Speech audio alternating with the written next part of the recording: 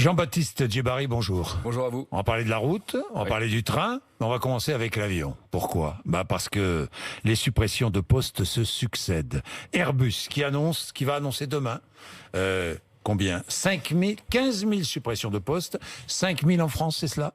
Envisager. D'abord, faut bien avoir conscience que la crise dans l'aéronautique, elle est majeure. Je crois qu'on n'a jamais vécu d'ailleurs une crise comme ça depuis que on a démocratisé l'aviation.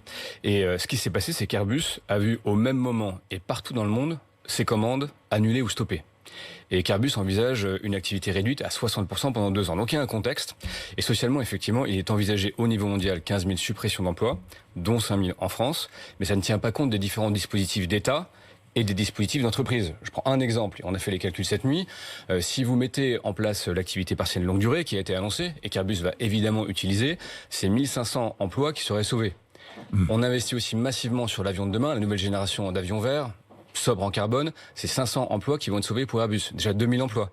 Puis après, vous avez les dispositifs d'entreprise, le volontariat, les plans de départ volontaires, les congés formation, les mobilités à l'intérieur du groupe. C'est bien pour Airbus. Je pense aux salariés d'Airbus, 49 000 en France, mais je pense aussi aux sous-traitants. Bien sûr, parce que Airbus, c'est bien beau. Ouais.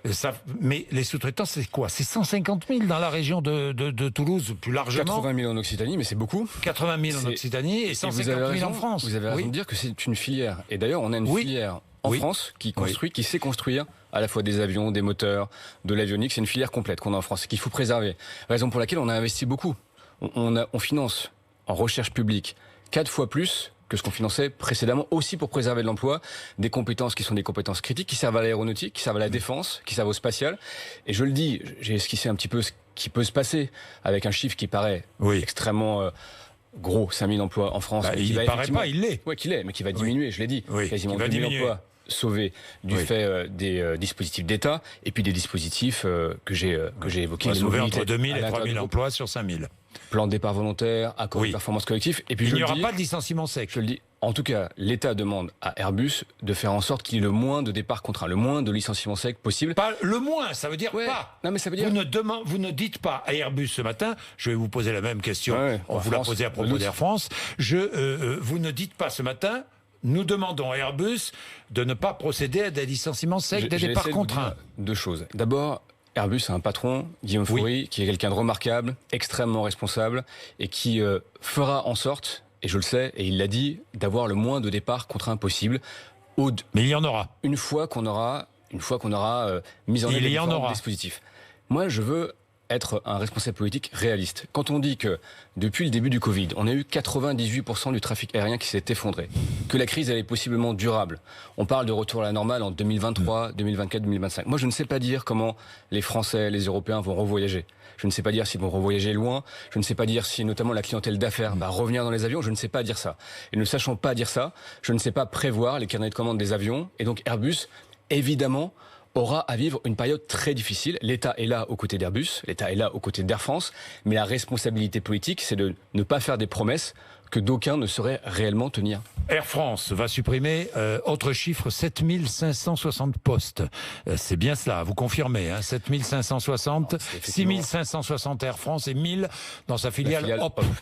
C'est effectivement les chiffres qui ont été évoqués hier en comité d'entreprise extraordinaire. Ces chiffres, encore une fois, ils dépendent beaucoup à la fois des dispositifs d'entreprise et puis de la reprise du trafic. La différence avec l'industrie, c'est que quand le trafic reprend pour les compagnies aériennes, très rapidement, vous avez à nouveau de la trésorerie et vous avez à nouveau des capacités. Que dit l'État ce matin à Air France ? Que dites-vous à Air France ce matin ? Plusieurs choses. D'abord, l'État a soutenu à France 7 milliards. Vous savez, c'est pas 7 milliards... De prêt. Oui, c'est pas 7 milliards, comme je l'ai entendu, pour payer des plans sociaux. C'est 7 milliards pour pouvoir survivre, pour pouvoir payer les salaires à la fin du mois. Vous savez qu'Air France... Mais financer des plans sociaux aussi. Hein. Chaque mois... Cet argent va aussi... Je vais jusqu'au bout du raisonnement. Chaque mois, Air France perd des centaines de millions d'euros, actuellement, chaque mois. Donc, l'État a prêté à Air France 7 milliards d'euros, de manière à ce qu'Air France survive la crise, puisse se reconstruire, et puisse prendre, d'une part, des engagements environnementaux, ce qu'elle a fait, et reconstruire son outil industriel. Effectivement, en restructurant par exemple son réseau court courrier domestique, c'est les chiffres que vous avez annoncés sur Hop, parce que c'est nécessaire. Et de la même façon, nous avons demandé à la direction d'Air France d'avoir le moins de départs contraints possible, d'avoir recours évidemment là aussi, au départ volontaire, il y a un accord collectif, de performance collective qui a été signé par les pilotes il y a maintenant une semaine. Oui. Et puis de le faire en concertation avec les territoires. Il y a une dimension d'aménagement du territoire aussi à la présence d'Air France. On reparlera peut-être de la suppression de certaines lignes aériennes. Oui. Ils seront extrêmement attentifs à ce que le retrait de l'activité ou la contraction de l'activité ne se fasse pas. Mais l'argument est toujours le même. L'argument est toujours le même. Il est nécessaire d'accélérer la transformation de l'entreprise. Ça, j'entends ça partout. Hein. Il est nécessaire pas qu'Air France. D'abord, Air France, quand on regarde effectivement depuis 10 ans, c'est pas le cas dans l'industrie. Airbus allait très bien avant la crise. Et Boeing va aussi très mal, et peut-être d'ailleurs plus mal qu'Airbus. Air France a eu toujours, depuis 10 ans, des problèmes de structure de coûts, notamment sur le réseau domestique. Le domestique chez Air France, ça perd 200 millions d'euros par an. Donc c'est pas tout à fait durable. Air France a une filiale, Transavia, qui va reprendre une partie des vols intérieurs. Vous savez qu'il y a des vols par ailleurs qui sont subventionnés, et qui vont demeurer, ils sont importants. Je pense notamment aux vols vers Aurillac, vers Brive, vers Limoges, vers le Grand Massif central. Ce sont des vols d'aménagement du territoire. Et puis il y a des vols, des lignes, qui vont effectivement être supprimées au bénéfice du train, quand c'est possible, et quand la concertation territoriale. Alors je vais y revenir sur ces suppressions de lignes, mais je voudrais Airbus et Air France parler des fermetures de sites. Est-ce qu'il y aura des fermetures de sites chez Airbus et site Airbus? Est-ce qu'il y en aura? Ça, c'est trop tôt pour le dire, mais je prends l'exemple de Renault. Parce que vous savez que Renault, à l'époque, avait lancé les fermetures de sites. L'État a demandé à Renault de revoir sa copie. Mais il y en a, des fermetures de sites. Il y en a à Choisy-le-Roi, par exemple. Il y a des regroupements aussi. Sauf que l'État agit, l'État prête, l'État fait en sorte aussi, et je le dis parce que nous investissons, les plans de soutien que nous avons posés, c'est à la fois pour rebondir maintenant, permettre aux filières de survivre, et c'est pour préparer l'avenir. Quand vous investissez plusieurs milliards d'euros sur l'avion du futur ou le véhicule électrique, vous créez les emplois de demain, vous relocalisez de l'emploi en France. Et donc je le dis, il faut aussi avoir une vision de moyen long terme sur ce que l'État fait, parce que l'État, aux côtés des entreprises et des filières, est en train de construire les emplois de demain localisés en France. Bien, Air France, c'est le site de Morlaix qui va fermer. Alors Morlaix, c'est compliqué, c'est un site de maintenance. Oui, c'est un site de maintenance. Pour la filiale. Avant 3 ans, c'est vrai? Pour la filiale Hop, il y a effectivement un plan qui vise à regarder l'avenir du site de Morlaix. Fermeture avant 3 ans? Il y a des sites aussi à Lille, à Roissy. Lille, à Toulouse, moi, à Roissy. Je n'anticipe pas les discussions, y compris au niveau territorial, que nous allons avoir avec la région Bretagne. L'État sait. En tout cas, il y a... Vous savez. En supprimant... Est-ce qu'à Morlaix, le site sera fermé avant 3 ans? Je développe mon raisonnement, parce que c'est la conséquence d'un raisonnement. J'attends la réponse. Contraction de 40% du réseau domestique. Il y aura donc trop de sites de maintenance. Il y a des sites de maintenance en Bretagne, il y a des sites à Lille, il y a des sites évidemment à Paris, à Lyon, etc. Donc il y aura trop de sites pour faire la maintenance de façon rationnelle sur le plan économique. Il a été évoqué effectivement des pistes. Les choses vont s'organiser maintenant territorialement. Vous voyez, parce que, par exemple, en région Bretagne, il y a le sujet du site de Morlaix, il y a le sujet des lignes de Quimper, de Lorient. Donc tout ça va s'organiser en lien avec les syndicats, en lien avec les régions. Vous savez que les régions, par exemple à Morlaix, il y a un lycée professionnel qui fait la jonction avec le site de Morlaix. Donc tout ça, vous voyez, va s'organiser rationnellement en lien avec les territoires, et dire oui ou non à cette question maintenant n'aurait pas de sens parce que la réponse n'est pas réellement connue. Bien, vous avez regardé de près évidemment les propositions de la Convention citoyenne sur le climat, j'imagine, parce que vous êtes très concerné. Jean-Baptiste Djebari, suppression de toutes les lignes intérieures lorsqu'il y a moins de 4 heures. Vous avez vu ça, vous proposez 2h30. On propose 2h30 parce que c'est rationnel sur le plan de l'aménagement du territoire. Et j'en disais un mot, mais si vous supprimez les lignes à moins de 4 heures, en tout cas, avec une alternative ferroviaire à moins de 4 heures, vous supprimez les lignes à Clermont-Ferrand, à Limoges, à Brive, à Rodez, à Aurillac. À Aurillac, pour prendre qu'un exemple, et j'étais hier avec le député du Cantal, Vincent Descoeur, il faut 7 heures pour aller à Aurillac en voiture. Si vous faites ça, vous asséchez des territoires. Vous asséchez des territoires qui sont par ailleurs déjà enclavés. Donc 2h30, avec une alternative par TGV, robuste, c'est rationnel. Nous allons l'organiser, parce qu'y compris au niveau territorial, ça nécessite de parler aux aéroports, aux régions... Ça veut dire qu'il n'y aura plus de navette Bordeaux-Paris, par exemple. Vous savez, elle ne revolera plus. D'abord, c'est un peu... Je ne sais pas s'il restera certainement des navettes Bordeaux-Roissy, parce que beaucoup de... Bordeaux-Roissy, oui. Bordeaux-Roissy, parce que beaucoup de passagers aussi sont en correspondance. Bordeaux-Orly, c'est fini. Mais quand vous regardez, par exemple... d'abord, Paris-Bordeaux sur le train, depuis 2017, il y a un TGV qui met 2h04. Et en fait, beaucoup de voyageurs qui prenaient l'avion prennent le train. Paris-Strasbourg, à peu près 2 heures. Ça a été ouvert il y a 4 ans. Aujourd'hui, 90% des personnes qui prenaient l'avion prennent le train. Donc je veux dire par là que c'est un peu le sens de l'histoire aussi, que quand on a une alternative en TGV, confortable, à des prix corrects, abordables, les gens se déportent assez naturellement vers le train. Et donc nous allons accompagner ce mouvement, encore une fois, en lien avec les territoires. C'est important de le dire. Bien, Roissy-Charles de Gaulle, il y a un projet terminal 4. Oui. Oui, il y a un projet. Mais moi, j'ai lu encore la Convention citoyenne qui disent « Ah non, non, non, pas d'extension d'aéroport ». Alors, ce projet verra le jour ou pas? C'est deux choses différentes. D'abord, oui, non, pas d'extension en soi, je pense que c'est un peu excessif. On a un projet, par exemple, à Nantes. Oui. Vous savez que Notre-Dame-des-Landes a été fermée. Donc il y aura des extensions d'aéroports. Vous n'allez pas suivre. Il y aura des extensions sobres quand c'est nécessaire. Je prends le cas. Je comprends pas. Pardon. Mais je vous réponds Jean-Baptiste Djebari, parce que faut pas qu'on soit. Bon, il y a eu ce travail de la Convention citoyenne, mise en place par le président de la République. Le président de la République est intervenu lundi en nous disant 146 des 149 mesures proposées seront reprises. Et parmi ces mesures, donc reprises, il y a terminer l'extension de l'aéroport. Et vous me dites ce matin que non, à Nantes, on va continuer l'extension de l'aéroport. Et Roissy... Vous l'avez dit, j'ai suivi les travaux de la Convention citoyenne. Oui. Cette mesure, elle vise essentiellement le terminal 4 de Roissy. Donc vous savez qu'il était prévu pour accueillir 40 millions de passagers complémentaires. Coût entre 7 et 9 milliards d'euros. 7 et 9 milliards. Aujourd'hui, en l'état du trafic aérien, je rappelle qu'à Roissy, on a environ 15% des vols, qu'effectivement le trafic aérien n'est pas prévu pour récupérer le niveau d'avant 2019, avant 2023-2024. Les extensions de capacité à Roissy aujourd'hui paraissent être un pari audacieux, pour le dire comme ça. Donc le projet du T4, du terminal 4, va devoir être probablement revu. Je pense annulé. En tout cas, re-questionné. Coût-bénéfice. Moi, je ne sais pas dire si en 2030, il faut des capacités d'extension à 20 millions ou pas. Aujourd'hui, il est stoppé. Il y a un moratoire sur ce projet. Disons-le comme ça. En revanche... Alors, y a-t-il un moratoire sur ce terminal 4 Il n'y a pas de moratoire juridique. Non, pas de moratoire juridique, mais effectivement, le projet va devoir être revu, pour le dire très clairement chez vous. En revanche, par exemple, à Nantes, vous savez que nous avons supprimé le projet de Notre-Dame-des-Landes pour des considérations écologiques. On a un problème de saturation de l'aéroport de Nantes très prochain.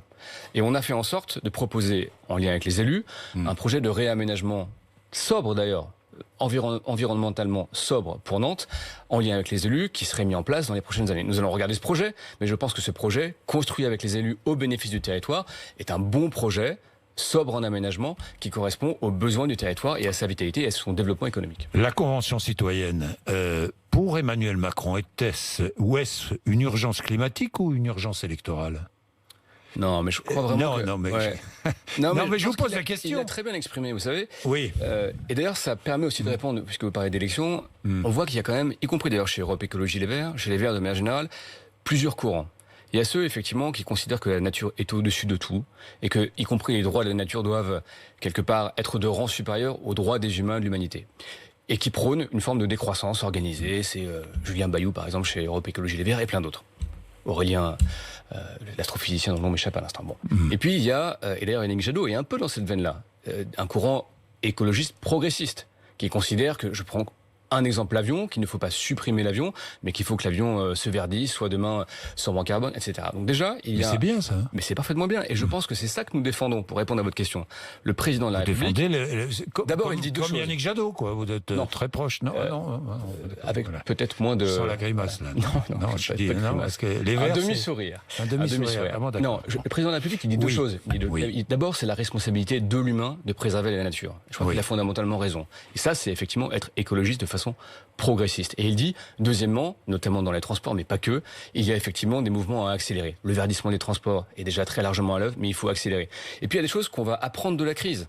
Vous savez, quand on voit que 15% des gens veulent maintenant télétravailler, que beaucoup de personnes qui habitent dans les métropoles, à Paris ou ailleurs, veulent peut-être retrouver un peu d'air à la campagne. Ça va questionner les modes de transport, la capacité de se déplacer. Et ça, c'est des choses que nous allons construire ensemble, d'ailleurs. Alors, j'ai des questions précises. Vous allez me répondre si vous êtes favorable ou pas. À propos de la Convention citoyenne. TVA sur les billets de train, qui passerait de 10 à 5,5%. Vous êtes pour ? Favorable sur le principe. Mais l'histoire nous enseigne, notamment à l'époque où on a baissé la TVA sur la restauration, l'histoire nous enseigne que les baisses de TVA, qui coûtent cher à l'État, en général, ne sont pas répercutées dans la poche des consommateurs. Donc... la SNCF le fera, non, quand même ? Donc, si on fait la baisse de la TVA, il faut s'assurer que la baisse est répercutée au bénéfice des usagers et des voyageurs.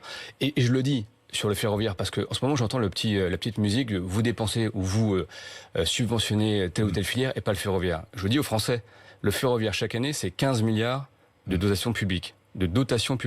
C'est 3 milliards pour le réseau. Là encore, sur les transports publics, nous avons remboursé aux collectivités 1 milliard en perte de fiscalité. Donc le ferroviaire est un mode essentiel. Et que ce soit par une baisse de TVA ou par des investissements massifs, notamment sur le fret, nous aurons évidemment une politique très ambitieuse sur le ferroviaire. Alors, sur l'automobile, sortir des avantages fiscaux sur le gazole. Il va falloir sortir. C'est le fameux sujet lié à la taxe carbone, vous savez. Oui. C'est le fameux sujet. Donc le président a été assez clair. Et d'ailleurs, il a repris l'exemple pour parler des 110 km/h. Il a dit que parfois, vous avez des politiques très ambitieuses qui achoppent sur une mesure qui devient symbolique et inacceptable. Et on l'a d'ailleurs... on a payé pour voir, si je puis dire, avec la mesure des 80 km/h. 110 km/h, vous étiez contre. 110 km/h, moi j'ai toujours considéré que c'était pas qu'une mesure écologique. Et d'ailleurs, le bilan écologique, il faut vraiment le regarder parce que... Mais moi, je vous parle des avantages fiscaux sur le gazole. Et ben c'est le sujet de la taxe carbone, dont on dit qu'aujourd'hui, elle n'est pas tout à fait en discussion. Nous allons travailler avec la Convention. Vous êtes favorable à la sortie des avantages fiscaux sur le gazole, en tout cas, pour préserver l'environnement? De toute façon, on est favorable. De toute façon, il faudra, parce que on est sur une stratégie ou une trajectoire de sortie des véhicules fossiles. Avec une interdiction, d'ailleurs, je le dis, en 2040, de la vente des véhicules thermiques fossiles. Et interdiction de la publicité, puisqu'on parlait des véhicules les plus polluants. Alors ça, c'est de la publicité, par exemple pour les SUV. Ouais, ça, c'est deux sujets différents. Mais je vais y répondre. Mais deux sujets différents, mais qui ont un lien. D'abord, pourquoi la Convention propose ça? Elle dit, elle a raison, que aujourd'hui les véhicules lourds, polluants, doivent être désincités à l'achat. Et elle a raison. Et d'ailleurs, on le fait, puisqu'on a un malus extrêmement important sur les véhicules qui sont lourds. Mais on fait toujours de la publicité sur ces véhicules. Et ils disent, il faut faire la fiscalité et la régulation ou l'interdiction de la pub. Entrons dans ce débat. Ce qui compte, c'est d'avoir demain des véhicules qui soient sobres en carbone et qui effectivement ne soient pas incités à l'achat, parce que c'est pas tout à fait un geste citoyen. Donc vous êtes favorable à l'interdiction de la publicité? En tout cas, je suis favorable à ce qu'on entre dans ce débat de façon complètement transparente et ouverte. Est-ce qu'il faut faire la fiscalité plus l'interdiction? Est-ce qu'il faut réguler? Est-ce qu'il faut informer? Les Français sont intelligents, Monsieur Bourdin. Oui, vous savez, tout interdire. Je suis d'accord. Rencontrons dans le débat, l'esprit ouvert. C'est d'ailleurs ce qu'a demandé le président de la République. Donc on va... SNCF et RATP en région parisienne, Valérie Pécresse menace d'arrêter de payer le 8 juillet si l'État ne compense pas les pertes sévères dues à la crise sanitaire. Est-ce que l'État va compenser? Est-ce que l'État va payer? J'ai beaucoup parlé avec Valérie Pécresse. Je dis deux choses. D'abord, l'État a déjà compensé 425 millions d'euros au titre de la perte de fiscalité pour la région Île-de-France. Donc l'État compense. Madame Pécresse, la région a les moyens de payer le 8 juillet. Je lui ai écrit, je lui ai dit, en trésorerie et avec ce que nous avons compensé, elle a les moyens de payer la RATP et la SNCF.